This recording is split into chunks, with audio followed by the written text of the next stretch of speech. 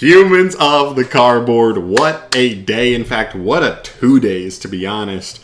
I said we have big news coming, and then literally the very next day, a whole new archetype that is really cool comes out in the Rika stuff, as well as the new Quickplay Monster Reborn. And now today we get the whole Flame Swordsman archetype, and now Goblin Rider support. Very excited to see what's in here. We also see some cards with a DIABELLSTAR in the artwork. I don't know if that's going to try and connect the Sinful Spoils engine to Goblin Riders in some way, shape, or form, but we're going to have to wait and see. Other than that, I'm a little bit worried because I really like Goblin Riders. This is like a legit problem sometimes in the TCG. I really like Goblin Riders, but because of the release schedule, we're literally getting the second wave of Goblin Rider support revealed in the OCG before we even have the first wave in the TCG. So I think if we didn't have any news here, Goblin Riders would have actually been a pretty under-the-radar, no-problem archetype. And now I'm worried the support's going to be a little too good, and it's going to make this archetype like expensive on release. But we'll see. We'll have to see how it goes. It is what it is. I'm going to pick them up regardless, probably. But let's get into it. Love the artwork on the first card. This is Goblin, Biker, Grial Trio. This they're riding a big turtle, and I love it. It looks so cool. Look at this guy. This is amazing. I love this archetype. Okay, it's a new rank 3 though. They're already rank 3 that they have is really, really good. Let's see if this card has some utility here. So this is a light warrior. I guess it's the guys on top, not the turtle itself. So light warrior, Exceed effect monster, rank 3, 1700 attack, 0 defense, generic, 2 level 3s. If there are 3 or more Exceed materials attached to monsters on the field, your goblin monsters can attack directly. Okay, I mean, I guess that can help you secure some certain OTKs at times just by being able to put this on the field with Gabanga, and even just between those two, you would have 3 materials, and at that point, it could potentially only take 1 more bigger Exceed monster, and then potentially game could be reachable there. Okay, fine, it's a bonus. It feels like a bonus effect to me. Second effect, once per turn, if a monster or monsters is normal or special summoned while this monster is on the field, target one of them, detach a material from a monster on the field, and if you do, change the targeted monster's battle position. No. I mean, we're just changing battle positions. Like, if it can flip it down, that's something.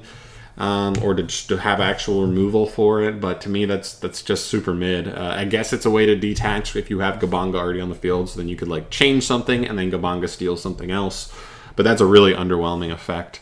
And the last one here is once per turn when an opponent's monster declares an attack, detach an XYZ material from a monster on the field, and if you do, negate the attack. This card is terrible. I love the artwork. I was very excited that we're going to get like another good utility rank 3, but this is not it. This card is just not good, straight up. I don't know why you would ever make this card instead of Gabanga, or even other rank 3s that exist already, like the Armored Exceed package. So, yeah, I don't get it. Not for me. I think that's a skip. Next up, we have a new Goblin Biker trap. It's called Goblin Biker Pile Up. It's a normal trap. You can only use each of its first 2 effects once per turn. First effect, target 1 Exceed monster you control. Special summon a Goblin Exceed monster from your extra deck using that monster you control as material. And if you do, attach this card to it as an additional material. This is treated as an XYZ summon. Interesting. Okay, so now we're working a little bit more here. This is cool. I kind of like this because this does not even say it has to be a different name. So, and this targets any Exceeds. You can rank up into any of the Goblin Rider Exceed monsters. I'm thinking of making like Gabanga on the opponent's turn, which would get us a search. And some of the cards already... I guess this kind of already sets you up an interruption. It means you don't have to end on Gabanga, because you can use this to rank up into a Gabanga. I think Gabanga's on summon, not an ignition effect. So if Gabanga searches one of the extenders on summon that detaches, then it means on the opponent's turn you immediately set up an interruption to be able to rip and steal something from the opponent, while also getting another card in rotation. That's not bad. It kind of makes me a little more sad about this card not being good. Like, if this card had a really good like on summon effect, like that was maybe higher ceiling than just taking a monster from your opponent like Gabanga does, then that would have been something, because at least that means this gives you like a splash play. But it doesn't. it is what it is. That's cool. And this also leaves us in a good position of like, no matter where we go down the line, any good new Goblin Rider Exceeds, and this is an Exceed based deck, would immediately be interesting to be able to make on the opponent's turn too. Plus you get an extra material out of this card, also a bonus. All right, last effect, you can banish this card from your graveyard, then target a Goblin Exceed monster you control and one card in either graveyard. Attach the second target to the first target as material. Okay. And you can use both these in the same turn. So you can literally use this to rank up into Gabanga. If Gabanga's on summon, even if he's not on summon, almost every combo is putting the graveyard one in grave anyway. That can quick effect summon by detaching. So you have the interruption off of Gabanga by having a quick effect detach. Then you can use this card to quick effect interrupt, because if you detach this off of whatever you're using to summon, this card in grave now is an additional graveyard interruption on top of that. I actually think this card's good. This card may be the move, especially over the other trap. The other trap to me always seemed like just okay, but this one actually could be an actual move. We'll see. I actually kind of like this card. Very, very cool. All right, and I think there was one other thing. Yeah, okay, so two Goblin Rider cards. If these are the only Goblin Rider cards here, I have to say I'm definitely disappointed overall. The Exceed is like a bummer. I think the trap is decent, but like a card like this is probably like just a one of. It's just for turn one setups. Everything else is like, it's not that important outside of that, and that kind of bums me out that it's like it can only be minimally impactful, even if it's a good card. This card, because of the type of card it was, it had the opportunity to be really, really good, and it kind of misses for me. But who knows? Maybe there's something here. We're seeing a new SnakeEye DIABELLSTARR card and a new Sinful Spoils card. Yikes. Okay, I'm scared, but let's see. Okay, the first one here is a new... Oh, so this is called SnakeEye DIABELLSTARR. So I believe this is searchable off of Wanted, searchable off of...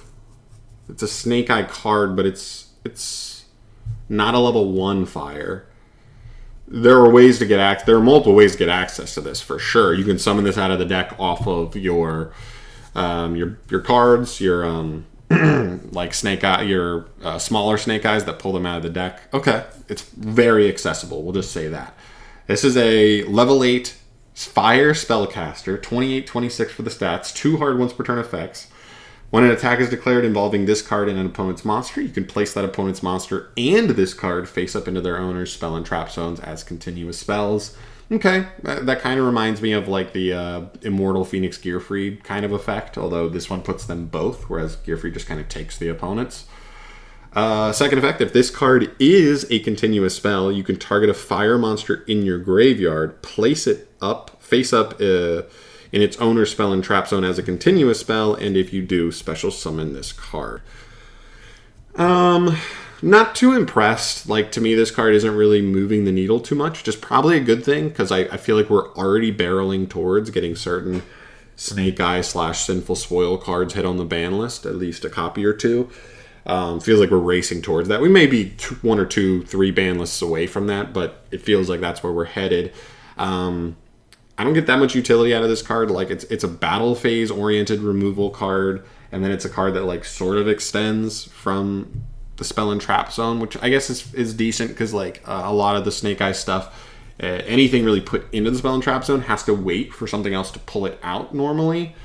But usually the deck's pretty good at facilitating that. So not overly impressed with this. I thought this would be really scary just because I think it's also searchable by Wanted on top of all the accessibility the SnakeEyes give this card, but not doing it for me. And the last one here is a new Quickplay spell called Battle of the Sinful Spoils. Woo! Quickplay spell. You can only use one card with this card's name per turn. Target cards you control up to the number of your Sinful Spoil cards that are banished and or engraved. And or cards your opponent controls up to, okay. Target cards you control up to the number of your Sinful Spoil cards that are banished and or engraved, and or cards your opponent controls up to the number of their Sinful Spoil cards that are banished and or in their graveyard. Destroy them. Okay. So you're either popping your own stuff or you're popping your opponent's stuff. Is that what I'm seeing here? Huh. Second effect, if this set card is destroyed or banished by an opponent's activated effect, you can shuffle up to 2 cards on the field into the deck. That's a pretty powerful punish, not going to lie. If your opponent ever does destroy this, but people are going to SP Little Knight this left and right. People are going to Cosmic Cyclone this. This is not a reliable effect by any means, because it has to be by the opponent's effect. But I guess it's kind of funny in like Abyss Actors, because they can force your opponent to pop them. But yeah, not too impressed with this one either. This first effect is so weird. I'm still trying to wrap my head around it. I mean, I guess you're just popping cards on the field. But like, to pop your opponents, it appears you have to go based off of how many Sinful Spoils cards that they have banished or in their graveyard. So if it's not a mirror match, if they're not playing Sinful Spoils or they just didn't see it, this card does like nothing to them. You're just popping your own stuff, which sounds terrible. So I don't like this card. I mean, I guess it could be like a side deck card against Sinful Spoils decks. If that engine becomes like legit tier 0, like every deck is playing it, I guess that's something. But even then, you have to wait for them to get it set up, which, you know, I don't love that idea. So yeah, very, very underwhelming for the SnakeEye / DIABELLSTAR cards in this set, which is probably right. I think that's probably a good move by Konami overall. I know it's a little anticlimactic for this video and the fact that we're like talking about new cards and they're pretty underwhelming, but probably right overall. And the Goblin Riders, like I said, very, very disappointed. Just downright disappointed in the Exceed. I said I was worried that these were going to be a little bit too good and maybe make Goblin Rider look like a new tier 1 deck, and then everybody is going to buy all the cards immediately from Phantom Nightmare, but I'm not too worried about that with this wave, to be honest, because this card's terrible, even though his artwork's amazing.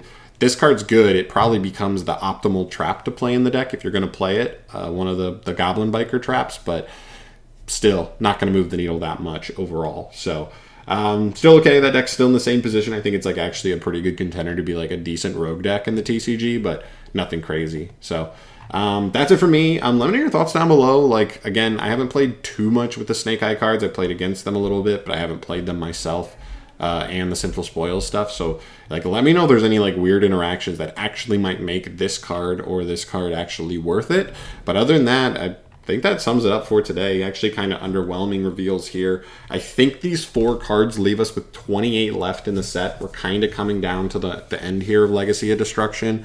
Hope they finish strong. I hope there's a couple of archetypes that get like legacy support here and it ends up being like really solid to kind of just give us a couple more like goodies for the set, because these kind of missed the mark for me, but we'll see. But I'm out of here for today, guys. Thank you so much for watching. As always, let me know your thoughts down below on the new cards, and subscribe for more. I'll see you in the next one. Peace.